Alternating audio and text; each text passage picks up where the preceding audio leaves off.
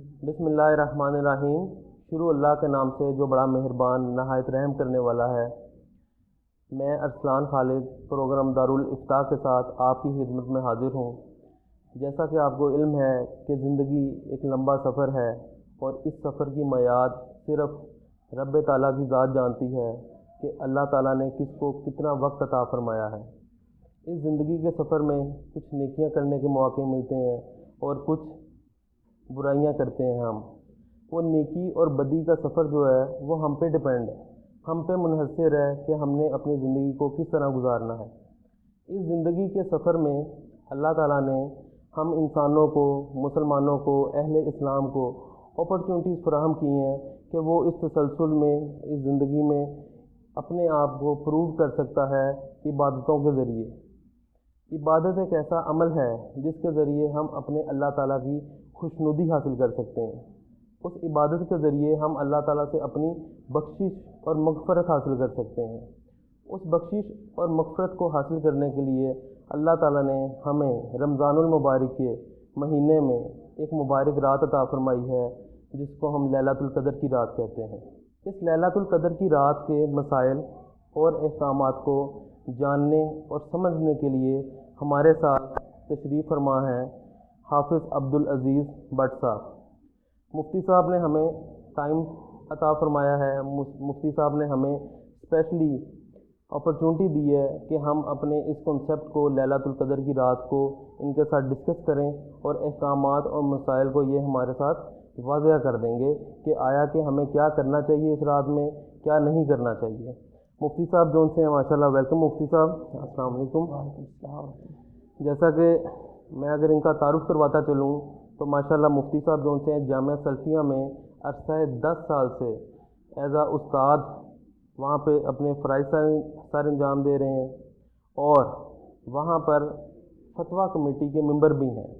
جی مفتی صاحب، میں آپ کے ساتھ گزارش کرتا ہوں کہ آپ ہمارے ناظرین کو بتائیں اور ان کو اس چیز کے بارے میں آگاہ کریں کہ لیلۃ القدر کیا ہے۔ بسم اللہ الرحمن الرحیم، الحمدللہ رب العالمین، والصلاۃ والسلام علی اشرف الانبیاء والمرسلین، اما بعد۔ یہ قدر کی رات ہے، شریعت کے اندر یہ نہایت ہی شان و عظمت والی رات ہے۔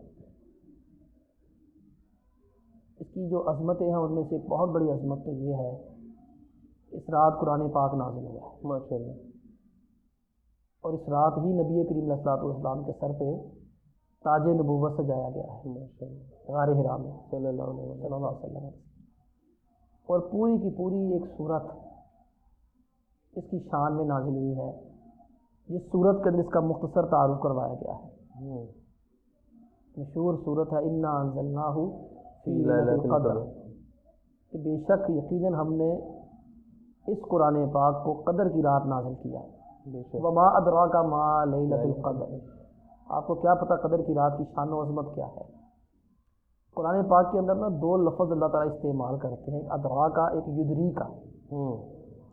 جہاں اللہ تعالیٰ ادراکا کا لفظ استعمال کرتے ہیں وہاں اللہ تعالیٰ اس چیز کی جا کے وضاحت کرنا چاہتے ہیں، اس کے بارے میں رہنمائی دینا چاہتے ہیں وہ ہے کیا۔ صحیح، یہاں اللہ رب العالمین نے ادراکا کا لفظ استعمال کر دیا، اس کا مطلب ہے اللہ بتانا چاہتے ہیں قدر کی رات ہے کیا۔ یہ ایک انداز ہے، استفہامیہ انداز ہے، کسی کی توجہ حاصل کرنے کے لیے کہ اس کو کوئی بہت اہم بات کی جا رہی ہے، توجہ لینے کے لیے۔ وما ادراک ما لیلۃ القدر، آپ کو کیا پتہ قدر کی رات کی شان و عظمت کیا ہے؟ لیلۃ القدر خیر من الف شہر، قدر کی رات اگر کسی کو نصیب ہو جائے تو 1000 مہینوں کی عبادت سے بہتر ہے۔ ماشاءاللہ، تنزل الملائکۃ والروح فیہا بإذن ربہم، اس رات فرشتے نازل ہوتے ہیں اور روح الامین نازل ہوتے ہیں اسپیشل، بإذن ربہم، اللہ کے حکم کے ساتھ، من کل امر، اس سال جو فیصلے ہونے ہوتے ہیں نا وہ بتاتے ہیں کون کون سے ہونے ہیں۔ سلام ہی حتی مطلع الفجر، طلوع فجر تک اس رات، ساری رات اللہ تعالیٰ کی طرف سے سلامتی نازل ہوتی رہتی ہے۔ اب آپ اس رات کی شان و عظمت دیکھیں، اتنے فرشتے نازل ہوتے ہیں، اتنے فرشتے نازل ہوتے ہیں کہ زمین تنگ پڑ جاتی ہے۔ اللہ اکبر۔ اللہ کے پیغمبر علیہ الصلوۃ والسلام سے ایک صحیح روایت ہے صحیح ابن حبان کی، آپ علیہ الصلوۃ والسلام فرماتے ہیں قدر کی رات جتنے زمین پہ ذرات ہے اس سے زیادہ فرشتے نازل ہوتے ہیں۔ ماشاءاللہ، تو یہ فرشتوں کا نازل ہونا گویا رحمتوں کا نازل ہونا ہے، تو یہ اس رات کی ایک شان و عظمت ہے۔ بے شک بے شک، اس رات کی عظمت کے حوالے سے آپ نے بیان فرمایا، اور اس رات کو قدر کی رات ہی کیوں کہا جاتا ہے؟ کیا لیلۃ القدر، شب قدر، لیلۃ المبارک، اگر ان راتوں کو ڈفرینشیٹ کریں تو کیا یہ سیپریٹ ہے؟ نہیں تو اگر ایک ورڈ میں ہم کنکلوڈ کرنا چاہیں تو آپ اس لہجے میں یا اس حساب سے کیا بتانا صحیح فرمائیں گے؟ ایک تو اس کا نام قرآن پاک میں ہے لیلۃ القدر، قدر کی رات ہماری قرآن زبان میں۔ کی ڈائریکشن سے جی ہاں، لیلۃ القدر کی رات، اور اسی طرح لیلہ مبارکہ بھی کہا گیا ہے اس کو۔ صحیح۔ اور اگر ہم اسے شب قدر کی رات یا شب برات کی رات بھی ایڈ کریں، کیا آیا کہ درستگی ہے؟ یعنی شب قدر کہنا درست ہے، شب ہے فارسی کا لفظ، ٹھیک ہے شب ہے فارسی کا لفظ، شب رات کو کہتے ہیں فارسی میں، ٹھیک ہے، قدر قدر والی رات وہ تو قدر والی، ٹھیک ہے، لیکن شب برات، یہ برات یہ فارسی کا لفظ ہے، اگر شب برات اور شب قدر ایک ہوتی تو کم از کم جو ہے وہ وہاں فارسی کی بجائے عربی کا کوئی لفظ استعمال کیا جاتا ہے۔ ہمارے ہاں ایک تصور بر صغیر میں پایا جاتا ہے کہ شب برات جو ہے وہ فیصلے ہوتے ہیں، رزق کے فیصلے ہوتے ہیں، شادی بیاہ کے فیصلے ہوتے ہیں، بالکل، اسی طرح جو ہے وہ زندگی موت کے فیصلے ہوتے ہیں، قسمت کے، قسمت دولت کے فیصلے ہوتے ہیں، دولت کے فیصلے ہوتے ہیں۔ اب ہمیں یہ دیکھنا ہے کہ نبی کریم علیہ الصلوۃ والسلام کو جو صحابہ ہیں جن کے سامنے قرآن پاک نازل ہوا ہے، چلے گئے، ان لوگوں نے اس آیت کی شرح کرتے ہوئے کیا کہا ہے؟ انہوں نے کس پریکٹس کو اڈاپٹ کی اور جی کیا ہاں، کی؟ جی ہاں، اور یہ بھی بات یاد رکھنے والی کہ صحابی رضی اللہ تعالیٰ عنہ جب قرآن پاک کی کسی آیت کی تفسیر کرتے ہیں جس میں غیب کی خبر ہو، جس میں کسی چیز کی تعین ہو کسی چیز کا، جی، جنت جہنم کے بارے میں کوئی معاملہ ہو، تو وہ حدیث ہی مانی جاتی ہے، صحیح، کہ صحابی اپنی مرضی سے ایسی باتیں نہیں کر سکتا۔ بالکل، تو قرآن پاک کی سورۃ دخان کی آیات اللہ فرماتے ہیں فیہا یفرق کل امر حکیم، اس رات فیصلے کیے جاتے ہیں، تقسیم کی جاتی ہے معاملات کی۔ تو صحابہ میں سے عبداللہ بن عمر، عبداللہ بن عباس، عبداللہ بن مسعود رضی اللہ تعالیٰ عنہ مجمعین، دیگر کئی ایک تابعین نے کہا اس سے مراد قدر کی رات ہے۔ تو لہٰذا ہم نے دیکھنا ہے کہ جن لوگوں کے اوپر قرآن نازل جس شخصیت کے اوپر ہوا انہوں نے اس سے کیا مراد لیا ہے، صحیح، اور جن لوگوں کے سامنے قرآن پاک نازل ہوا ہے ان لوگوں نے اس سے جو ہے وہ کیا مراد لیا۔ مطلب حاصل کیا۔ اگر مفتی صاحب ہم بات کریں کہ سورۃ دخان جو سی ہے ماشاءاللہ، اگر میں غلط نہیں ہوں تو اس کی پہلی 6 آیتیں جو سی ہیں وہ کیا آیا کہ اسی رات کے ساتھ ہی لنک کرتی ہیں؟ جی ایک تو انا انزلنا فی لیلۃ القدر، فی لیلۃ مبارکہ، جی بالکل، ایک وہ ہے وہ سورت، ہے ایک، اور ایک اگر سورۃ دخان کی بات کریں تو اس سورہ کی پہلی 6 آیت بھی ان کا اگر ترجمہ کریں تو اسی رات کو ہی لنک کر رہی ہیں۔ جی اسی رات ہی کہ میں نے عرض کیا کہ اس کو لیلہ مبارکہ کہہ دیا گیا، برکت والی رات کہہ دیا گیا، کہ اس کو جو ہے وہ قدر والی رات کہہ دیا گیا۔ ماشاءاللہ، تو یہ دونوں ایک ہی چیز، یہ بھی عربی زبان کی خاصیت ہے، کسی چیز کے زیادہ نام اس کی عظمت کی دلیل ہوتے ہیں۔ ماشاءاللہ، یعنی آپ فرض کریں ایک بندہ ہے، آپ کہیں یار یہ بہادر بھی ہے، یہ عالم بھی ہے، یہ سخی بھی ہے، یہ فقیر بھی ہے، یہ جو ہے وہ ڈرتا بھی نہیں ہے، یہ دلیر بھی ہے، یہ خطیب بھی ہے، یہ امام بھی ہے، یہ قرآن بھی پیارا پڑھتا ہے، تو یہ اس آدمی کی خوبیاں ہوتی ہیں، خوبیاں بیان کی جائیں۔ تو عربی زبان کا یہ خاص ہے، جس چیز کی بہت زیادہ عظمت ہوتی ہے نا، اللہ سبحانہ و تعالیٰ نے اس کے نام بڑے رکھے ہوئے ہیں۔ ماشاءاللہ، جیسے قیامت کے قریباً 28 یا 30 نام قرآن پاک میں آتے ہیں، شیر کے 100 سے زیادہ نام ہے، اونٹ کے 200 سے زیادہ نام ہے، سام کے 100 سے زیادہ نام ہے، بعض چیزوں کے 600 نام ہے۔ صحیح، اس وجہ سے وہ ان چیزوں کی اہمیت بہت زیادہ ہے۔ بالکل۔ تو کسی چیز کی اہمیت کے پیش نظر اس کے نام زیادہ ہونا اس کی عظمت کی بھی دلیل ہوتے ہیں۔ اس رات کی جستجو کے حوالے سے، لیلۃ القدر کی جستجو کے حوالے سے اگر ہم بات کریں رسول پاک صلی اللہ علیہ وسلم کی پریکٹس کی، ان کی سنت کی، تو اس حوالے سے آپ ہمیں کیا سجیسٹ کرتے ہیں کہ ہمیں پریکٹس کیا کرنی چاہیے؟ ہمیں قیام کیسے کرنا چاہیے؟ دعا کیسے کرنی چاہیے؟ اللہ کے پیغمبر علیہ الصلوۃ والسلام نے نا اس رات کے حصول کے لیے ہی اعتکاف کیا۔ اعتکاف کا مقصد ہی قدر کی رات کی جستجو ہے، اس کی تلاش ہے اور اس کا حصول ہے۔ اللہ کے نبی علیہ الصلوۃ والسلام نے 10 دن تک اعتکاف کیا پہلے ایک دفعہ، صحیح، قدر کی رات نہیں ملی۔ اللہ کے حبیب علیہ الصلوۃ والسلام نے پھر اگلے 10 دن اعتکاف کیا، دوسرا عشرہ، صحابہ کرام نے بھی ساتھ اعتکاف کیا جنہوں نے کیا تھا. صحیح. اس کے بعد آپ نے سارے خیمے نہ اکھڑوا دیے, چلے گئے, سب گھروں گھر ہی چلے گئے. پھر اللہ کے نبی علیہ الصلوۃ والسلام نے فرمایا کہ جن لوگوں نے میرے ساتھ اعتکاف کیا تھا یہ واپس آ جائے, کہ مجھے اب پتہ چلا جس چیز کی مجھے تلاش تھی قدر کی رات کی, وہ آخری اشرے کی طاق راتوں کے اندر. اس سے آپ علیہ الصلوۃ والسلام کی جستجو, آپ علیہ الصلوۃ والسلام کی رغبت اور شوق کا پتہ چلتا ہے. صحیح. پھر اللہ کے نبی علیہ الصلوۃ والسلام نے جو ان کا طرز عمل تھا اس کے بارے میں روایت آتی ہے کہ اللہ کے نبی علیہ الصلوۃ والسلام جو آخری اشرا آتا شدہ میں ذرا کمر کس لیتے کہ فل تیار ہو جاتے, ایقظ اہلا, نہ خود سوتے نہ گھر والوں کو سوتے تھے کہ اللہ کی عبادت کرو. اللہ اکبر. احیا لیلہ, آپ علیہ الصلوۃ والسلام ساری رات ایک پل نہیں سوتے, ساری رات اللہ کی عبادت کرتے تھے کہ کہیں ایسا نہ ہو جائے کہ میں سو جاؤں اور وہی جو میرے سونے والا لمحہ ہے وہی کیا ہے, وہ قبولیت کا یا اس شب قدر کی عظمت والا لمحہ اور مجھ سے وہ رہ جائے.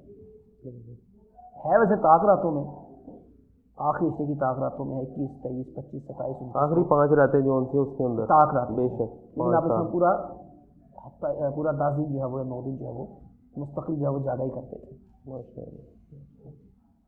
اور اگر آپ نے بات کی کہ اعتکاف کی رات میں, اعتکاف میں ہمیں جستجو کرنی چاہیے شب قدر کی رات کو ڈھونڈنے کے لیے, جو لوگ اعتکاف پہ نہیں بیٹھتے وہ سمپل صرف طاق راتوں میں ہی عبادت کرتے ہیں, کیا آیا کہ ان کی قبولیت جو ان سی ہے وہ اس کے برابر ہے, یا اس کا اور اس کا جو ان سا اعتکاف کا بیٹھ کے جستجو کرنا اور ویسے رات کو ایکسپلور کرنا یا عبادت کرنا وہ ایکول مانی جائیں گی؟ اصل میں دیکھیں نا, اگر تو قدر کی رات کی عبادت ہے پھر تو برابری ہے. اچھا, پھر تو برابری آ گئی. لیکن اس بندے نے ایک قدم بڑھ کر اس نے اعتکاف والی عبادت کر لی, اس نے عبادت کے اندر ایک اور عبادت جمع کر لی. صحیح. لیکن ہر بندے کے اپنے اپنے حالات و ظروف ہوتے ہیں, ہر بندہ اتنا وقت دے بھی نہیں سکتا. صحیح بات. اور ہر بندے کی اپنی اپنی طبیعت ہوتی ہے. بعض لوگ ہوتے ہیں گھر کے اندر بیٹھ کے عبادت اچھی کر لیتے ہیں, بعض لوگ ہوتے ہیں وہ لوگوں کے اندر جا کر عبادت اچھی کر لیتے ہیں. تو بہتر یہ ہے کہ ہر بندے کو اپنی اپنی ذہنی کیفیت کے مطابق ہی فیصلہ کرنا چاہیے. باقی جو اعتکاف بیٹھے گا اس کا ظاہری عبادت فرض درجہ زیادہ ہے, اس نے اللہ تعالیٰ کے 2 احکام پہ عمل کیا ہے. ایک اس نے جو ہے وہ قدر کی رات کی تلاش کے لیے رات بھر جاگا ہے, دوسرا اس نے اعتکاف بھی کیا ہے. ظاہری بات ہے اس نے اعتکاف تو نہیں کیا. جی مفتی صاحب, لیلۃ القدر کی رات جو سی ہے اس کا تعین کیسے کیا جائے گا, کہ آیا کہ اس کو ہم کیسے اس چیز کو انالیسس کریں گے کہ کیا یہی لیلۃ القدر کی رات ہے؟ اس کے تعین کے لیے ہمیں کیسے پتہ چلے گا کہ یہ لیلۃ القدر کی رات ہے, اور میں نے جو عبادت کی ہے مجھے فیلنگ ہو, پتہ چلے کیا اس کی کوئی نشانیاں, کوئی چیز کچھ ایسے ہے؟ کچھ احادیث کے اندر نشانیاں آتی ہیں, ٹھیک ہے, کچھ نیک لوگوں کے تجربات ہیں. صحیح. ان میں سے انشاءاللہ میں 5 چیزیں عرض کرتا ہوں. 5 چیزیں ہو جائیں یا 5 میں سے کچھ ایک ہو تو اللہ کی رحمت سے بڑی امید ہے کہ اس بندے کو اللہ رب العالمین نے قدر کی رات عطا کر دی. اللہ. پہلی چیز جو لکھی جاتی ہے وہ کہ بارش کا ہونا, اگلے دن اگلی صبح بارش ہو. جیسا کہ اللہ کے نبی علیہ الصلوۃ والسلام کو جب قدر کی رات عطا ہوئی تھی نا, تو اللہ کے نبی علیہ الصلوۃ والسلام نے صحابہ کو پہلے بتا دیا تھا کہ مجھے اللہ نے خواب دکھایا ہے کہ قدر کی رات جو نصیب ہوئی ہے نا, اگلی صبح جو فجر کی نماز میں نے پڑھی ہے وہ میرے ماتھے پہ کیچڑ لگا ہوا تھا. تو اللہ کے نبی علیہ الصلوۃ والسلام فرماتے 21ویں رات تھی, اگر میں غلطی نہیں کر رہا 21ویں رات تھی, تو اللہ کے حبیب علیہ الصلوۃ والسلام نے فجر کی نماز کے بعد سلام کیا تو آپ پہ کیچڑ لگا ہوا تھا. آخری عشرے کی پہلی طاق رات. جی ہاں. صحیح. تو اس سے کچھ چیزیں پتہ چل رہی ہیں کہ اللہ کے نبی علیہ الصلوۃ والسلام کی مسجد کی خستہ حالی. ایک تو اللہ کے حبیب علیہ السلام کی چھت نہیں تھی تبھی تو بارش آئی تھی, چھت نہیں تھی تبھی تو اوپر سے بارش آ گئی اندر مسجد. دوسرا لالٹین, چراغ, موم بتی یہ سسٹم کوئی نہیں تھا. اگر یہ روشنی ہوتی تو پتہ چل جانا تھا کہ بارش ہوئی یا بچ جاتا آدمی, وہاں رسائی نہ کرتے. تیسری چیز پتہ چلتی ہے کہ اللہ کے نبی علیہ الصلوۃ والسلام جو ہے وہ چٹائی والی مسجد میں نماز نہیں پڑھی تھی, وہ کنکری یا مٹی کے اوپر ہی نماز پڑھتے تھے, اتنی خستہ حالت تھی مسجد کی. اور ایک اور بہت چیز سے پتہ چلتی ہے کہ نبی کریم علیہ الصلوۃ والسلام کا خشوع اور خضوع, کہ آپ علیہ الصلوۃ والسلام کے مٹی بھی لگی ہے تو آپ علیہ السلام کو پتہ ہی نہیں بارش ہو رہی ہے, پتہ نہیں کہ بارش ہو رہی ہے. اتنا آپ علیہ السلام کا تعلق باللہ, اللہ کے ساتھ کلام کی اتنی محویت ہوتی تھی نماز کی, تو پتہ ہی کچھ نہیں گرد و پیش میں کیا ہو رہا ہے. ہمارا معاملہ پھر وہی ہے کہ ایک علامت ہے کہ بارش ہونا, اگلی صبح بارش ہو, جیسا کہ اللہ کے نبی صلی اللہ علیہ وسلم کے ساتھ یہ معاملہ پیش ہے. اور دوسری چیز جو حدیث سے پتہ چلتی ہے کہ موسم بڑا معتدل سا ہوتا ہے، بہار جیسا، سردی نہ گرمی، ہلکی ہلکی میٹھا میٹھا سا میٹھا موسم، میٹھا تو خوشگوار سا موسم، معتدل سا موسم. تو یہ ایک اس کی علامت ہے جیسا کہ روایت میں. تیسری علامت یہ بیان کی جاتی ہے کہ وہ جو رات ہوتی ہے نا، قدر کی رات، وہ بڑی روشن اور منور سی ہوتی ہے کہ جس طرح 14ویں کا چاند نکلتا ہے نا تو ستارے چمک رہے ہوتے ہیں. جی نہیں، ستارے مان پڑ جاتے ہیں اس کی روشنی کے آگے.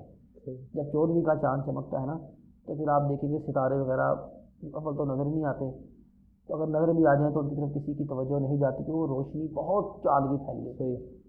تو وہ رات تاریک نہیں ہوتی عام راتوں کی طرح، وہ عام راتوں سے زیادہ لائٹنگ والی رات ہوتی ہے، روشنی والی اور منور رات ہوتی ہے. اور چوتھی بات تجربات علماء کے کچھ نے بیان کیا کہ دل انسان کا مطمئن ہوتا ہے کہ مجھے یہ عبادت نصیب ہو گئی ہے. جیسے ہم لوگوں سے پوچھتے ہیں نماز استخارہ کی نماز پڑھی ہے، اب ہم کیا کریں، ہم کیسے کریں، کتنی دفعہ کریں، کیا خواب میں جو ہے وہ پھول آئے گا، پانی کا چشمہ آئے گا، سبز چیز آئے گی، سبز چیز آئے گی، کیا ہوگا، ہاں کیا ہوگا. ہم کہتے ہیں یہ کہ دعا ہے، اور دعا کی قبولیت کا جو تعلق ہوتا ہے وہ دل کے ساتھ، دل کا اطمینان ہوتا ہے. تو اس رات کی بھی ایک علامت ہے کہ آپ کو دلی طور پر اطمینان ہو جائے کہ اللہ سبحانہ و تعالیٰ نے مجھے یہ چیز عطا فرما دی، مجھے یہ چیز مل گئی ہے. اور پانچویں چیز، رات جو سورج نکلتا ہے نا اس کی کرنیں باہر کو نہیں ہوتی، جیسے تھال ہوتا ہے نا، جیسے وہ تھال سا ویسے سورج ہوتا ہے. اور عام طور پر اگر آپ تصویریں دیکھیں نا، سورج کی تصویریں بڑی ساتھ نا وہ اس کی جو ہے وہ شعاعیں باہر کی طرف ہوتے ہیں. اس رات سے اگلے دن کا جو سورج نکلے گا نا اس کی شعاعیں باہر نہیں ہوگی. جب طلوع ہوگا اس وقت نہیں، بعد میں ہو سکتا ہے آہستہ آہستہ آ جائے، اس نے اپنی روٹین پہ آنا ہے، لیکن جب وہ طلوع ہوگا تو اس وقت ایسا نہیں ہوگا. یہ قریباً کچھ علامات ہیں جو اہل علم نے احادیث سے بیان کی ہیں، کچھ نے اپنے تجربات سے بیان کی ہیں.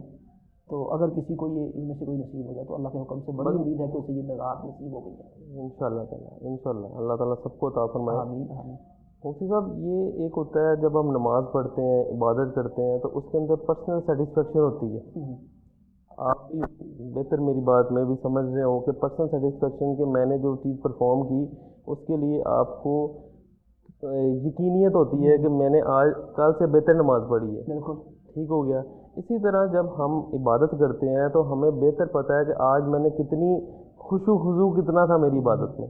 جو آپ نے 5 نشانیاں بتائیں، ان نشانیوں کو سرٹیفائی پرسنل کیپیسٹی پہ کیا جائے گا یا جیسے کسی عالم سے یا کسی سے پوچھا جائے گا کہ کل کی رات شب قدر کی تھی یا پرسوں کی رات شب قدر کی تھی، یہ کون اس کو سرٹیفائی کرے؟ خود ہی اپنی ذات پہ کریں. ہو سکتا ہے آپ کو یہ نصیب ہو، کسی اور کو نصیب ہی نہ ہو. ہو سکتا ہے ایک علاقے میں 21ویں اگلے کو 23ویں ہو، یہاں 25ویں آگے کے 27ویں ہوں. صحابہ اکرام کے خود آپس میں آگے چل کے میں عرض کروں گا، سوال میں بھی آیا ایسا، صحابہ اکرام میں خود کسی کو 21ویں نصیب ہوئی، کسی کو 23ویں، کسی کو 25ویں نصیب ہوئی ہے. اگر ہم بات کریں لیلۃ القدر کی رات، یہ برکتوں والی، رحمتوں والی، فضیلتوں والی رات ہے. اس رات کی جستجو کے لیے ہم اتنی تگودو کرتے ہیں. اس رات کو پوشیدہ رکھنے کی حکمت کیا ہے؟ قدر کا مطلب جو لغوی ہے کہ کئی ایک مطلب ہے لغت میں نا، عربی گرامر کے، عربی لغت کے حساب سے ڈکشنری کے اندر نا قدر کے معنی، ان میں ایک مطلب ہے پوشیدہ. قدر کا مطلب ہے پوشیدگی، کسی چیز کا پوشیدہ رہنا، چھپا ہونا. جیسے کہ تقدیر، اسی سے ہے نا اس کا مادہ اگر نکالیں قاف دار را، قدر نکلتا ہے تقدیر سے، تو ویسے اس کا مطلب ہے اس کا پوشیدہ ہونا. تو اس کے اندر جو حکمتیں بیان کی جاتی ہیں آپ پر ہم 2 لے سکتے ہیں. ایک تو ہمیں یہ بتایا گیا ہے کہ جس مسئلے کے اندر آپ کو پتہ نہیں ہے، شریعت کا مسئلہ، آپ کے پاس اللہ سبحانہ و تعالیٰ کی طرف سے، اللہ کے نبی علیہ الصلوۃ والسلام کی طرف سے کوئی رہنمائی نہیں ہے، تو آپ نے اس میں بلا وجہ بحث مباحثہ نہیں کرنا. یہ اللہ کے نبی علیہ الصلوۃ والسلام کو پہلے بتا دی گئی تھی صلی اللہ علیہ وسلم. 2 صحابہ آپس میں بحث کرنے لگ گئے، کوئی کہتا ہے یہ والی رات ہے، دوسرا کہتا ہے یہ والی رات ہے. رضی اللہ تعالیٰ عنہ، اللہ تعالیٰ کو یہ چیز پسند نہ آئی. اللہ کے نبی علیہ الصلوۃ والسلام نے باہر نکل کے ارشاد فرمایا، اللہ نے مجھے بتا دیا تھا کون سی رات ہے. فَتَلَاحَ رَجُلٌ مِّنَ الْمُسْلِمِينَ رَجُلَانِ مِّنَ الْمُسْلِمِينَ، مسلمانوں میں سے 2 بندوں نے بلا وجہ اس میں بحث مباحثہ کی. اللہ کو یہ پسند نہیں آیا. اللہ نے اس رات کی تعیین مجھ سے لے لی واپس، مجھے بلا دیا. کہ پہلے حکمت تو یہ حکمت یہ سمجھنے والی چیز یہ ہے کہ بھائی جس چیز کے اندر بھی واضح رہنمائی نہیں ہے، بالکل، جب تک آپ کے پاس اس کے بارے میں علم نہیں، آپ اس میں کجباسی نہیں کرنی۔ پھر یہ بات میں نا طول آتا ہے کہ دلیل کسی کے پاس نہیں ہے، نتیجے پہ کوئی نہیں پہنچے گا، تو پھر جو ہے وہ ان کو کہہ دیا گیا آپ نے کیا کرنا ہے، وہ اس رات کو مکمل طور پر جو ہے وہ صحیح رات ہے۔ یہاں سے دیکھیں کہ اتھینٹیکیشن ہے، سرٹیفیکیشن نہیں ہے کہ رات ہے اتھینٹک ہے، لیکن سرٹیفائی نہیں ہے کون سی ہے، وہ اس وجہ سے انہوں نے اس چیز کو بیان فرمایا۔ جی آپ کیا کہہ اور رہے تھے؟ دوسری بات یہ بھی ہے کہ چلے اس میں بھی ہمارا فائدہ ہی ہو گیا، ہر چیز میں اللہ تعالیٰ کی طرف سے فائدہ ہی ہوتا ہے۔ پہلے کہاں ایک رات کی عبادت کرنی تھی، اب جو ہے وہ 5 راتوں کی ہو جانی ہے۔ صحیح بات، دیکھنا پہلے ایک رات ہی کرتے، وہ 1000 کی برابر ملنی تھی، چلے 1000 وہ بھی ملے گی، باقی بھی مل جائے گی، اس کا بھی کچھ نہ کچھ جو ہے وہ حساب لگ جائے گا۔ مفتی صاحب اگر میں کچھ ایڈ کرنا چاہوں تو میں پوچھنا آپ سے چاہتا ہوں کہ نماز تراویح ماشاءاللہ تسلسل سے پڑھی جاتی ہے رمضان میں، اور طاق راتوں میں بھی نماز تراویح جو سی ہیں ہم قیام کرتے ہیں، کیا آیا کہ قیام جو نماز تراویح کی حد تک ہے اس عبادت کو ہم اس کی شمولیت کر سکتے ہیں کہ یہ طاق رات کی ہم نے عبادت کر لی ہے، یا نماز تراویح کے ادائیگی کے بعد ہمیں اپنے طور پہ بھی عبادت کرنی چاہیے؟ دیکھیے اگر تو آپ تراویح کے بعد عبادت کرنا چاہتے ہیں پھر آپ وطر نہ پڑھیں، ٹھیک، لا وطران فی لیلہ، ٹھیک ہے، اللہ کے نبی فرماتے ہیں ایک رات میں 2 وطر نہیں پڑھتے، تو آخری نماز وطر ہوتی ہے۔ اگر آپ کا دل کرتا ہے کہ میں رات کو لمبی عبادت کروں تو آپ قاری صاحب کے ساتھ اگر پڑھنا چاہیں تو پڑھیں، کوئی حرج نہیں ہے، ٹھیک، 8 پڑھ لیں، 10 پڑھ لیں، پھر جو ہے وہ آرام کر لیں، اس کے بعد جو عشاء یاد کرتی رہیں، لیکن پھر وطر آپ نے نہیں پڑھنا، وطر آپ کی آخری نماز ہوگی۔ بالکل بالکل، جیسے کہ آپ نے دیکھا ہو نا، ہمارے یہاں ایسا ہوتا ہے مساجد میں کہ قاری صاحبان جب آخری عشرہ آتا ہے نا، عام طور پر مساجد میں وطر نہیں پڑھاتے، صحیح، یہ بھی آپ تھوڑا سا مشاہدہ کریں، بعض مساجد کے اندر یہ تمام کیا جاتا ہے، صحیح، قاری صاحب نے خود جو رات کو قیام کروانا ہوتا ہے، یہ بھی سلسلہ شروع ہوتا ہے نا، تو اس لیے جو ہے وہ انہوں نے چلو رخصت رکھی ہے، نہیں آپ نے بہت درست فرمایا، بلکہ یہ ایک قسم کی بڑی اچھی بات آپ نے ایڈ کی کہ وطر جو سے ہیں وہ کنکلوڈ کر دیتے ہیں عبادت کو۔ ہم نے اگر عبادت کرنی ہے تو ہم بہتر طریقے سے اپنے نفل جو سے ہیں وہ ادا کر کے خود وطر جو سے ادا کر دیں گے۔ اور اگر ہم بات کرتے ہیں لیلۃ القدر کی دعا کے حوالے سے، وہ کیا دعا ہے، کیا بہتری ہے، آپ دعا کے بارے میں کیا حکمت بیان کر سکتے ہیں، وہ کیا کرنا چاہیے ہمیں، دعا کی حکمت کیا ہے؟ ایسے تو دعائیں جتنی مرضی کریں کوئی حرج نہیں ہے، سلامتی والی رات ہے، ٹھیک ہے، اور جب اللہ تعالیٰ کی سلامتی نازل ہو رہی ہے، برکت والی رات بھی کہا گیا، برکتیں نازل ہو رہی ہیں، تو پھر ہر چیز مل جانی ہے آپ کو انشاءاللہ تعالی۔ اللہ کے حبیب علیہ السلام سے سیدہ عائشہ رضی اللہ تعالیٰ عنہا نے پوچھا تھا کہ اگر مجھے یہ محسوس ہو کہ مجھے یہ قدر والی رات نصیب ہوگی تو میں اللہ تعالیٰ سے کیا دعا فرماؤں، تو آپ علیہ السلام نے ایک دعا فرمائی تھی، اللہم انک عفو، اللہ تو معاف کرنے والا ہے، بے شک، تحب العفو، اور تو معاف کرنے کو پسند بھی بہت کرتا ہے، فاعف عنا، یا اللہ ہمیں معاف کر دے۔ اور ایک روایت کے الفاظ ہے اللہم انک عفو کریم، اللہ تو معاف کرنے والا ہے، بڑا ہی سخی ہے، کریم ہے، بڑا ہی سخی ہے، داتا ہے، اس کے الفاظ کے اضافہ ہے، یہ دعا کثرت سے کرنی چاہیے۔ دوسرا اس دعا کی اہمیت، اس کی افادیت، فضیلت، اس میں استغفار ہے، اور اللہ سبحانہ و تعالیٰ کو استغفار بڑا پسند ہے، استغفار کے فوائد بڑے ہیں۔ مثلا اللہ رب العالمین، حسن بصری رضی اللہ رحمہ اللہ کے پاس ایک شخص آیا، اس نے کہا جی مالی حالات بڑے خراب ہیں، اس نے کہا جی استغفار کرو۔ ایک اور بندہ آیا، کہتا جی وہ بارشیں نہیں ہو رہی، کہتے ہیں استغفار کرو۔ ایک اور بندہ آیا، اس نے کہا جی میرے اولاد نہیں ہو رہی، بیٹا نہیں ہو رہا، اس نے کہا استغفار کرو۔ اور قریب ایک شگرد کہتا حضرت آپ یہ کیا کر رہے ہیں، ہر بندے کو ایک ہی نسخہ، ایک ہی نسخہ، ایک ہی نسخہ۔ تو میں نے کہا اللہ قرآن میں کہتا ہے استغفروا ربکم انہ کان غفارا، آپ میرے رب سے بخشش مانگا کرو، زیادہ مانگا کرو، وہ بہت بڑا بخشنے والا ہے۔ بے شک، فائدہ کیا ہوگا، یرسل السماء علیکم مدرارا، اللہ آسمان سے بارشیں نازل کر دے گا، پھر ادھر پہ بارشیں نازل ہوگی، وَيُمْدِدْكُمْ بِأَمْوَالٍ، اللہ تمہیں اضافہ دیں گے، تمہارے مال بڑھا دیں گے، وَبَنِينَ، اللہ تمہیں اولاد بیٹے دیں گے۔ اس لیے اہل علم نے لکھا جس کے بیٹے نہ ہوں وہ ہر وقت استغفر اللہ استغفر اللہ استغفر اللہ کہا کر اللہ اسے بیٹا عطا کر دیں گے انشاءاللہ۔ اور پھر اسی طرح استغفار کے بھی فائدے ہیں، انسان کے معاملات حل ہو جاتے ہیں، دعائیں قبول ہوتی ہیں۔ بے شک، امام احمد رحمہ اللہ کا بڑا ہی شاندار واقعہ ہے. امام احمد رحمۃ اللہ علیہ کسی جگہ پہ گئے اور وہاں نہ رات بسر کرنے کی اجازت چاہیے، مسافر تھے. تو انتظامیہ نے کہا یہاں رات بسر کرنے کی اجازت نہیں، آپ باہر نکلیں. امام صاحب فرمانے لگے یار میں باہر گیٹ پہ سو جاؤں. کہتے نہیں، اجازت نہیں. امام صاحب روڈ پہ جا کے بیٹھے، ایک نا بندہ آیا، کہتے کیا بات ہے، خیر ہے؟ امام صاحب نے فرمایا میں مسافر ہوں. تو اس نے کہا ٹھیک ہے میرے ساتھ چلے، میں غریب سا آدمی ہوں، کھانا وغیرہ کھائیں گے؟ امام صاحب فرمایا ہاں بھوکا ہوں، روٹی بھی نہیں کھائی. امام صاحب رحمہ اللہ اس کے ساتھ چلیں گے گھر میں. تو امام صاحب کی تہجد کے اوپر جب آنکھ کھلی نا، دیکھا وہ آٹا گوندھ رہا ہے. وہ نان بھائی تھا، روٹیاں لگانے والا، تندور تھا اس کا. آٹا گوندھ رہا ہے، ساتھ کہتا استغفر اللہ استغفر اللہ استغفر اللہ. امام صاحب رحمہ اللہ اس کے پاس گئے کہ یار تم استغفار کرتے ہو، کبھی اس کا کچھ فائدہ بھی ملا ہے؟ اس نے کہا اللہ سے جو دعا کی ہے اللہ نے ہمیشہ میری دعا استغفار کی وجہ سے قبول کر لی. ماشاءاللہ. ساتھ کہتا لیکن ایک دعا ہے اللہ نے ابھی تک وہ قبول نہیں کی. امام صاحب نے فرمایا کون سی؟ کہتا سنا ہے دنیا میں ایک شخص ہے جسے 10 لاکھ حدیثیں زبانی یاد ہیں، اس کا نام احمد بن حنبل ہے. میں اللہ سے دعا کرتا ہوں یا اللہ مرنے سے پہلے ایک دفعہ مجھے اس کی زیارت کروا دیں. امام صاحب وہ غالب کہتے ہیں نا، گرہا ہے درو دیوار میں سبزہ غالب، ہم بیاباں میں ہیں اور گرمی باہر آئی ہے. امام صاحب نے جملہ کہا کب ضرور تو ایک کا جرا، لگتا ہے لوگوں نے مجھے دھکے اسی لیے مارے تھے کہ میں تیرے دروازے پہ ہوں. میں ہوں احمد بن حنبل. یہ استغفار کی برکت ہے، دعائیں ہیں، رزق میں اضافہ ہے، دعائیں ہیں، بخشش ہی بخشش ہے، بخشش ہی بخشش ہے. اللہ کے نبی صلی اللہ علیہ وسلم ہر وقت دعا کرتے ہیں، بخشش مانگتے اللہ صلی اللہ علیہ وسلم. حالانکہ آپ کا گناہ ہی کوئی نہیں. صحیح بات، بالکل صحیح فرمایا آپ نے. بالکل گناہ کوئی نہیں. حتیٰ کہ اللہ کے نبی صلی اللہ علیہ وسلم جب بیت الخلاء سے نکلتے تو بخشش مانگتے ہیں، غفرانک یا اللہ مجھے معاف کر دے. شارحین نے لکھا، فقہا نے لکھا کہ آپ اسلام بخشش بھی مانگتے ہیں. بھائی آپ نے کون سا گناہ کیا؟ قضاء حاجت کے لیے گئے تھے، اس لیے کہ آپ اسلام کا کوئی لمحہ یاد الہی سے غافل نہیں جاتا تھا. تو آپ اسلام اللہ سے معافی مانگتے یا اللہ میں اس لمحے کا ذکر نہیں کر سکا تو مجھے معاف کر دیں.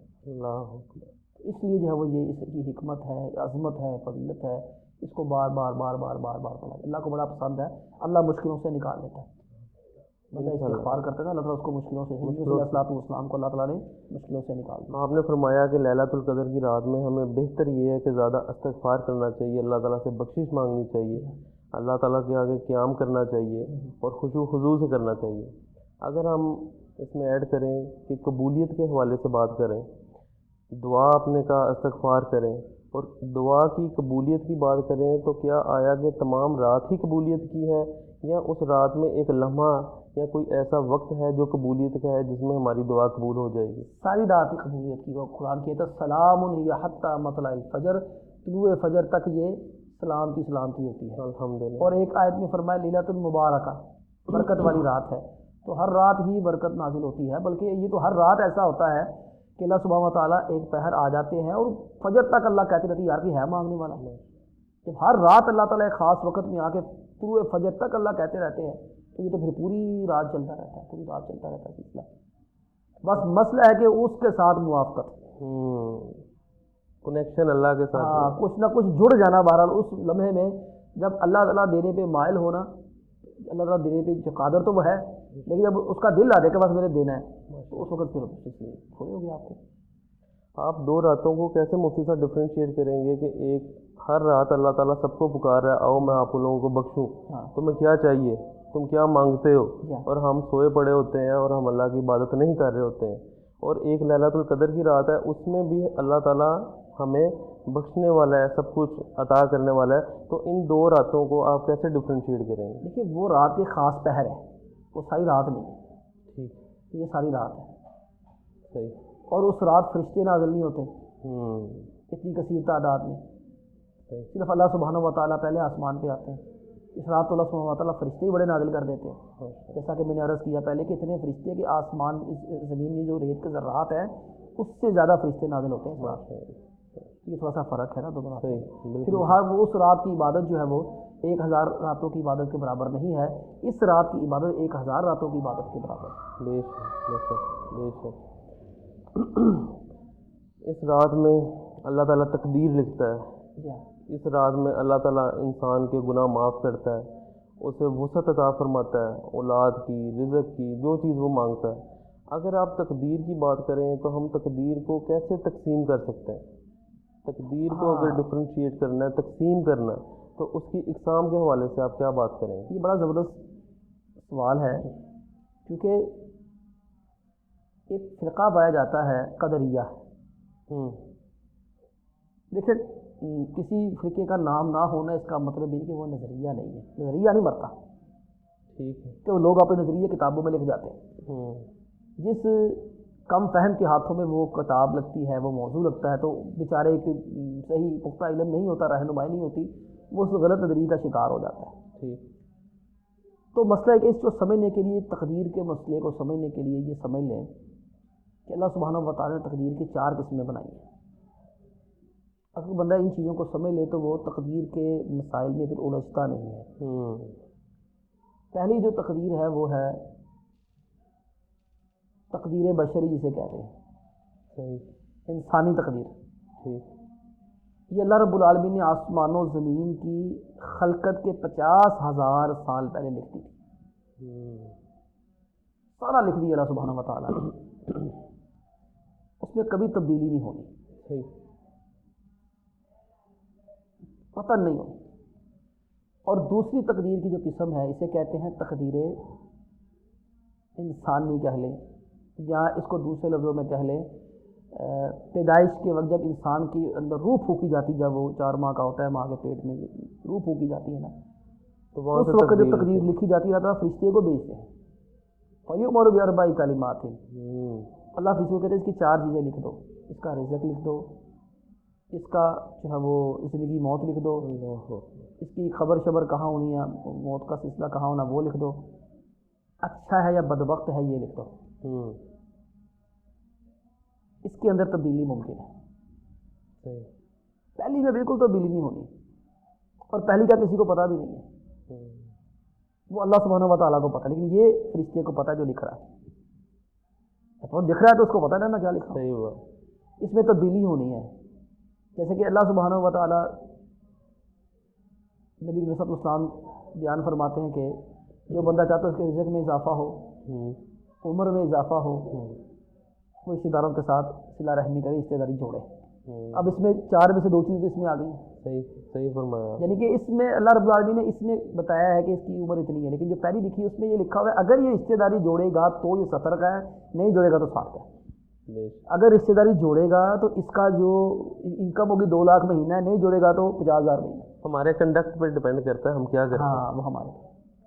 اور تیسری قسم ہے سنوی، جو یہاں آئی ہے قدر کی رات، یہ ہے فیہا یفرق کل امر حکیم امرا من عندنا. اب یہ ہے، یہ جو ہے نا تنزل الملائکۃ والروح فیہا باذن ربہم، رب کا حکم لے کے آتے ہیں نا، یہ وہ لے کے آتے ہیں کہ اللہ رب العالمین ہر بندے کی اس سال اس نے یہ کرنا ہے. اور اگلی تقدیر کی 4تھی قسم ہے وہ ہے تقدیر یومی. یہ سنوی آپ یوں اس میں سے کھاتے ہوتے ہیں، ساری زندگی کا کھاتا، عمر بھر کا کھاتا، پوری انسانیت کا کھاتا، اور ایک سالانہ کھاتا، اور ایک یومیہ کھاتا. یہ ہمارا یومیہ کھاتا جو روزانہ چل رہا ہے نا، روز کے معاملات، کل یوم ہوا فی شان، تو رحمان کی آیت ہے کل یوم فی شان. اس میں صحابہ اکرام کی تفاسیر موجودہ، صحابہ فرماتے ہیں کہ اس سے مراد یہ ہے ہر روز اللہ تعالیٰ جو فیصلے کرتے ہیں کہ اس کو گرانا ہے، اس کو اٹھانا ہے. آپ دیکھیں ایک بندہ آج بالکل وہ کاروبار کے اعتبار سے نیچے گرا ہوتا ہے، اگلے دن وہ کھڑا ہو جاتا ہے. آج ایک بندہ ہو پورا ہوتا ہے، کل کا وہ گر جاتا ہے. یہ روزانہ کی بنیادوں پہ اللہ سبحانہ وتعالیٰ جو ہے وہ فیصلے کرنے ہیں. تقدیر کا جو مسئلہ ہے وہ سمجھنے کے لیے ان 4 چیزوں کو الگ الگ سمجھنا ضروری ہے. یعنی کہ 4 ٹاپک ہیں اور بڑے گہرے ڈیپ ٹاپک ہیں، اور ان جو کو پڑھنا، ان کو سمجھنا. اور جو لوگ ان کو نہیں سمجھے، میں نے کہا نا فرقہ ایک موجود ہے قدریہ نظریاتی. اب وہ فرقوں کے نام موجود نہیں ہیں، لیکن جو ایتھسٹ جسے آپ کہتے ہیں، ملحد جسے کہتے ہیں نا، آپ عام طور پر بیچارے انہی چیزوں میں نا وہ کنفیوژن کا شکار ہو کر اپنے کنسیپٹ کے لحاظ سے بس، کیونکہ ان کے اوپر ان کی پوری گرفت نہیں ہوتی، ان تمام جو ہے وہ پہلوؤں کے اوپر گرفت نہیں ہوتی. اگر آپ مائنڈ نہ کریں تو آپ دوبارہ رپیٹ کر دیں یہ نیم جو ان سے 4 حصوں میں جو تقسیم کی ہے. ایک ہے تقدیر بشری، ٹھیک ہے.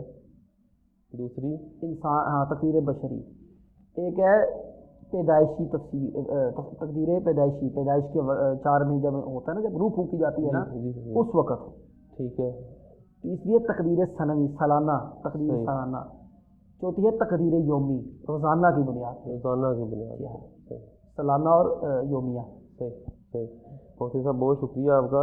اگر ہم اس بات کو تھوڑا سا آگے بڑھائیں تو قیام کی بات ہو گئی، دعا کی قبولیت کی بات ہو گئی، استغفار کی بات ہو گئی. اب ذرا محمد صلی اللہ علیہ وسلم کے حوالے سے بات کریں کہ حضور پاک صلی اللہ علیہ وسلم کا قیام کے لحاظ سے کیا کہتے ہیں پریکٹس تھی، اور وہ لیلۃ القدر کی رات کو قیام کیسے کرتے تھے، اگر اس کے بارے میں آپ ہمیں آگاہ فرما دیں. اچھا، یہ بڑی اہم چیز ہے. اللہ کے نبی علیہ الصلوۃ والسلام نے 355 دن یہ قیام کیا اور کمال ہی کیا ہے. اللہ. اور بعض لوگ امہات المؤمنین سے تابعین پوچھنے آئے، انہیں ڈانٹ دیا تھا کہ تم کر نہیں سکتے، تمہارے اندر اتنی ہمت نہیں ہے. آپ دیکھیں کہ آپ علیہ الصلوۃ والسلام کے جو قیام اللیل، جو رات جو قیام اللیل ہے طاق راتوں کا اور جو عام ہے، اس میں بڑی مشکل سے کوئی فرق ہو سکے گا. کیونکہ ہم ویسی کتابوں میں پڑھتے ہیں کہ آپ علیہ الصلوۃ والسلام رات کا قیام فرمایا کرتے تھے. کبھی پاؤں سوج جاتے ہیں، کبھی پائے مبارک پہ ورم آ جاتے ہیں، کبھی خون نکلنا شروع ہو جاتا ہے، حتیٰ کہ اللہ کے علیہ الصلوۃ والسلام ساری رات روتے ہی رہتے تھے. سیدہ عائشہ فرماتی ہیں، صحیح ابن حبان کی صحیح روایت ہے، آپ علیہ الصلوۃ والسلام میرے پاس ہے، مجھے کہنے لگے عائشہ حق تمہارا ہے، رات یعنی کہ تمہاری ہے جماعت کے ساتھ، لیکن میرا دل کرتا ہے اناجی ربا، رب سے کچھ باتیں کر لوں. سیدہ عائشہ فرماتی عشاء کے بعد کی بات تھی. تو سیدہ عائشہ فرماتے ہیں عشاء کے، میں نے کہا ٹھیک ہے، آپ کی خواہش پہ اپنی خواہش کو قربان کرتی ہوں. اب سب عشاء کے بعد کھڑے ہوئے ہیں، فجر تک صرف 2 رکعت ہی پڑھی ہیں، فجر تک صرف 2 رکعتیں پڑھی ہیں صرف. لیکن قیام اتنا لمبا کیا ہے، اس لیے تو پاؤں سوج جاتے تھے. اور صحابی فرماتے میں ویسے ہی کھڑا ہو گیا ایک دفعہ، میں نے کہا چلو میں بھی کروں. سورہ بقرہ شروع کر دی، میں نے کہا اب تو رکوع پہ جائیں گے. سورہ بقرہ ختم کر کے وہ جناب اگلی 10 پارے کے رکوع پڑ جائے گا، اور پھر آپ کا رکوع بھی ماشاء اللہ سورہ بقرہ جتنا ہوتا تھا. تو یہ تو آپ السلام کی عام روٹین تھی. طاق راتوں میں آپ علیہ الصلوۃ والسلام نے قیام کروایا ہے. اس سے پہلے صحابہ آ کے شریک ہو جاتے تھے، آپ پڑھتے تھے، آپ کرتے رہتے تھے. طاق راتوں میں 3 دن آپ علیہ السلام سے ثابت ہے. مفتی صاحب آپ نے بڑا اچھا کنکلوڈ کیا اور بہت اچھا ہمیں لیلۃ القدر کے مسائل اور احکامات کے بارے میں بتایا. اگر ہم ڈسکس کریں کرنٹ نظریات جو ان سے ہیں، جو لنک کیے گئے ہیں لیلۃ القدر کی رات سے، لیکن وہ بیسیکلی عبادتوں میں یا ان چیزوں میں ہم انہیں نہیں لے کے آ سکتے، تو اس پہ تھوڑی سی آپ نظر ثانی فرما دیں. کچھ سستیاں ہیں جو وقت کے ساتھ ساتھ آ گئی ہیں در حقیقت، ان راتوں میں خصوصاً. صحیح. اور میں یہ سمجھتا ہوں کہ یہ شیطان کا نا ایک طرح سے شعار ہی ہے. اس رات کو نا ہم نے خلوت والی رات بنانا ہے، جلوت والی رات نہیں بنانا. ہم نے اس کو نا جلوہ فروز، جلوہ ساواں بنا دیا ہے، اس کو نا ایک فیشن بنا دیا ہے. اس میں جو بہت چیز ہے وہ شبینہ کی راتوں کا اہتمام کرنا. لوگ پھر بیچارے پھر تنہائی کہاں گئی، قدر کی رات کہاں آئی، خور و فکر کہاں گیا، خشوع خضوع کہاں گیا. اور پھر قاری صاحب نے ایک رات میں قرآن پاک پڑھنا ہے، سبحان اللہ، ممکن نہیں ہے یہ. اور پھر اگلا جو ایک اور بڑا جو ہے وہ ہم اس میں گرفتار ہو گئے ہیں ایک چیز میں، پروگرام، جلسے جلوس اور بڑے بڑے اشتہار بازیاں اور بڑی بڑی اس طرح کی عجیب و غریب حرکتیں، نعرے بازیاں، ہلڑ بازیاں اور کھانے پینے، ان چیزوں کے اندر بہت آگے نکل گئے ہیں. اس کے ساتھ ساتھ بعض لوگ آتش بازیاں شروع کر دیتے ہیں. پھر بعض معتکفین جو اعتکاف سے جیسے ہی وہ اٹھتے ہیں تو اللہ تعالیٰ ہمیں سمجھ دے، شعور دے، باہر نکل کے جس طرح ان کا ایک غیر مناسب اور غیر شرعی استقبال کیا جاتا ہے، ویلکم جو کیا جاتا ہے، بھائی غلط ہے. اس سے تو اللہ تعالیٰ معاف فرمائے، یہ نیکیاں کر کے ہم تو ان کو جو ہے وہ ضائع کر رہے ہیں. ابن قیم رحمہ اللہ کا بڑا پیارا ایک قول ہے، کہتے ہیں لیس الشأن فی العمل انما الشأن فی حفظ العمل، کہ عمل کرنا کوئی بڑی بات نہیں ہے، اصل بات ہے عمل کرنے کے بعد اس عمل کی حفاظت بھی کرنے کی، وہ خراب نہ ہو جائے. اللہ اکبر.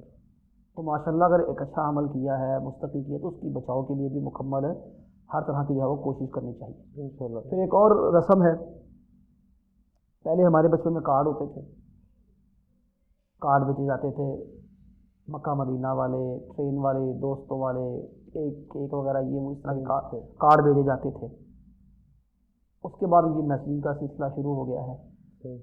اس سے ہمیں حد درجہ اجتناب کرنا چاہیے. اس میں دیندار طبقہ بھی آ گیا ہے، بے دین بھی آ گیا ہے. اور آپ یقین کریے انگریز نے باقاعدہ طور پر نا یہ بر صغیر میں چیز کو پلانٹ کیا ہے اپنے لوگوں کے ذریعے سے. اور جس بندے نے یہ کام کیا اس نے خود اعتراف کر کے بعد میں معافی مانگی ہے، 3 لوگوں نے، ان میں سے ایک بندے نے معافی مانگی، اس نے کہا پہلی دفعہ ہمیں قریباً 5000 کارڈ آئے انگریزوں کی طرف سے، اور کہا گیا آپ نے کرایہ بھی ہم سے لینا ہے اور فی کارڈ کا آنا دیا، آپ اس کو برے صغیر میں پھینکے کسی طریقے سے لوگ لیں۔ تو لوگ کہتے ہیں کہ 2-3 سال ہمیں یہ دینے کے بعد انگریز نے کہا اب یہ ہمیں چیز پھیلا دی ہے، اب جیسے مرضی لوگوں کو فراہم کرو۔ کہتے ہیں پھر ہم نے پریس لگائی، بیت اللہ کی تصویریں بنائی، مسجد نبی کی تصویریں بنائی، یہ وہاں سے چیزیں آئی ہیں ساری، ان سے بھی ہمیں جو ہے وہ اجتناب کرنا چاہیے، یہ چیزیں جو ہے وہ قطعی طور پر درست نہیں ہیں۔ بالکل مفتی صاحب، اگر 27ویں کی رات ہے یا طاق رات ہے، بیسیکلی اسے 27ویں کی رات سے بھی لنک کیا جاتا ہے، اس رات کو قبرستان جانا آیا کہ کیسا ہے؟ کیا قبرستان کی طرف موو کرنا چاہیے، یا جیسے آپ نے ابھی فرمایا کہ کچھ نظریات ہیں تو یہ بھی کنسیپٹ ہے، تو وہ آپ کیا اس کے بارے میں کہیں گے؟ کیا دعا کرنا ان کے لیے جو اس دنیا فانی سے گزر چکے ہیں، تو وہ آپ کیا اس کے بارے میں بیان فرمائیں گے؟ دیکھیں جو دعا ہے نا وہ تو یہاں بھی اس کو پہنچ جانی ہے، وہاں بھی اس کو پہنچ جانی ہے، بالکل، لیکن یہ خاص رات کے ساتھ اس کا تعین کر لینا، اس کو پختہ کر کے اسی رات میں نے جانا ہے، تو یہ درست نہیں ہے، اس کی بڑی ایک خرابی ہے۔ اگر آپ ان راتوں میں یا 27ویں میں یا طاق راتوں میں جائیں گے قبرستان میں، تو اللہ کے بندے عبادت کس وقت کریں گے؟ کہ آپ کی عبادت خراب ہو جائے گی، عبادت کا وقت ہی ضائع ہو جائے گا۔ تو یہ اللہ کے نبی علیہ الصلوۃ والسلام سے چیزیں ثابت ہیں۔ ویسے قبرستان جائیں، روٹین میں جائیں، اس کے علاوہ بھی جائیں، ظاہر بات ہے قبر والوں کو دعا کی ضرورت ایک وقت نہیں، ان کو ہر وقت ہی ضرورت ہے، دعا کی ضرورت ہے، وہ تو ہر وقت ہی منتظر رہتے ہیں کوئی نہ کوئی ہمارے لیے دعا کرے، اور آپ اس سے ہم دعائیں کرتے ہیں ان کے لیے، رب اغفر لی ولوالدی وللمؤمنین یوم یقوم الحساب جب پڑھتے ہیں تو وہ دعاؤں میں شامل ہو جاتے ہیں، اور جب ان گزرتے ہیں قبرستان کے پاس سے السلام علیکم کہہ کے گزرتے ہیں کہ اللہ تمہارے پر سلامتی نازل فرمائے، ہم بھی تمہارے پاس آنے والے ہیں، یغفر اللہ لنا ولکم، اللہ ہمیں معاف کر دے، اللہ تمہیں معاف کر دے۔ لیکن اصل وہ دیکھیں جو لوگ جا رہے ہیں وہ غیر شعوری طور پر جا رہے ہیں، آپ وہ دعائیں کرتے ہیں، آپ ان سے پوچھیں بھائی دعائیں کس طرح کرتے ہیں، شاید ہی 100 میں سے کوئی ایک آدھ آپ کو بتا سکے، اس لیے ان چیزوں کو نہ کیا جائے۔ بہترین طریقہ نبی صلی اللہ علیہ وسلم کا طریقہ ہے کہ آپ سب ساری رات جا کے عبادت کیا کرتے تھے، اور صحابہ کرام بھی عرض کیا نا ساری رات جو ہے وہ عبادتیں ہی کیا کرتے تھے۔ اور ہر پریکٹس کو ایک وہ ایسے نہیں کر لینا چاہیے کہ ہم اس کو فوکس کر لیں اور دین کے ساتھ لنک کر دیں اس کو، اور اس کو پریکٹس کو ہم ٹرو سینس میں اڈاپٹ کر لیں، مذہب کاٹنا اس کے ساتھ مذہب کاٹنا ساتھ نہ لگایا جائے کہ لوگ بڑی جلدی جذباتی ہو جاتے ہیں اور پھر وہ جو سمجھانے والے کو بھی بری نگاہوں سے دیکھنا شروع کر دیتے ہیں۔ بہت شکریہ مفتی صاحب، آپ نے اتنا پریشیس ٹائم نکالا، اللہ تعالیٰ آپ کو عافیت آسانیوں والی زندگی دے، اور آپ نے بہت اچھے طریقے سے ہمارے ناظرین کو سمجھایا، بہت شکریہ۔ الحمدللہ آپ کا بہت بہت شکریہ، آپ نے بھی ہمیں وقت دیا، اور مفتی صاحب نے لیلۃ القدر کی رات کے بارے میں جو ہمیں آگاہی فراہم فرمائی ہے، انشاءاللہ اللہ تعالیٰ اس آگاہی کے حوالے سے ہمیں سمجھنے کی، عمل کرنے کی توفیق عطا فرمائے، اور اللہ تعالیٰ ہمارے لیے بھی آسانیاں عطا فرمائے۔ تھینک یو سو مچ، جزاک اللہ، السلام علیکم۔